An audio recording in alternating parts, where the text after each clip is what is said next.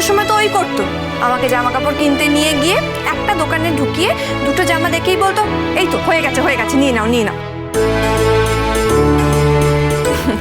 তারপরেই হয়ে যেত। বাবা।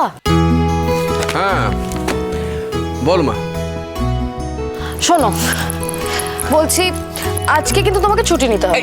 ছুটি? হ্যাঁ মানে আজকে তো আমাদের কেনাকাটি করার আচ্ছা আমি তো আগে থেকে কিন্তু বলেছিলাম আমাদের কেনাকাটি করতে হবে, তুলির জামা, তুলির বরের জামা, এগুলো সব কিনতে হবে তো। তাহলে তোমাকে আমি যখন আগে থেকে বলে রেখেছি তুমি ছুটি নিয়েছো। ওরে বাবা ছুটি নেওয়া সম্ভব নয় মা, ছুটি নিলে খুব বিপদে পড়ে যাবো। হ্যাঁ মানে যারা স্কুল চালায় পরিচালন কমিটি তারা কি আমার ছেড়ে কথা বলবে? বা এমনিতেই গাদাগুচ্ছে ছুটি নেওয়া হয়ে গেছে, আবার যদি ছুটি নিই তাহলে তো বিপদে পড়ে যাবো মা। আমার পক্ষে ছুটি নেওয়া সম্ভব না। আর তাছাড়া দেখ মা, আমি কেনাকাটা করা আমি পছন্দ করি না, আমি যাইও না, তোরাই করে আয় না। তোমার বাবা যাবে বাজারে বৌমা, তাহলেই হয়েছে। তুমি আমার কথাই বলো না, সব মেয়ের তো বিয়ের পরে একটা ইচ্ছে থাকে যে তার স্বামী তাকে নিয়ে একটু বাজার দোকানে যাবে, একটু ঘুরবে, পুজোর সময় জামা কাপড় কিনবে, পয়লা বৈশাখে জামা কাপড় কিনবে। তা তোমার বাবা কোনোদিন করেছে?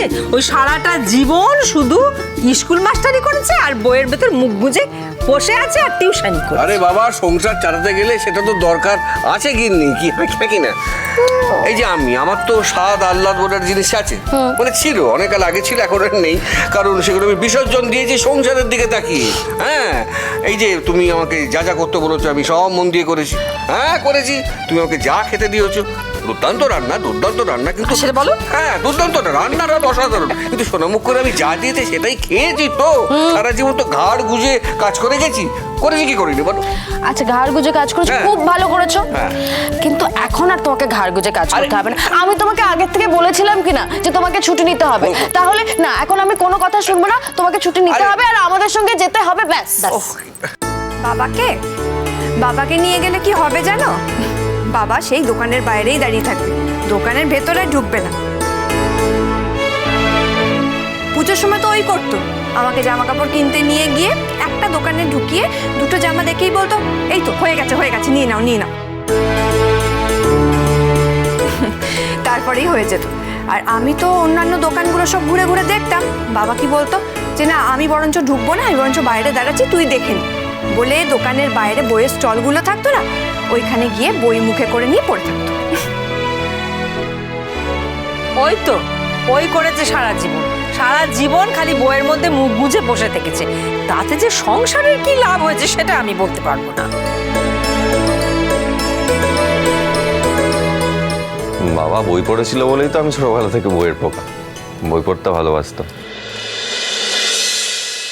দুষ্টুমি কিন্তু কম করিনি, কিন্তু বই পড়েছি।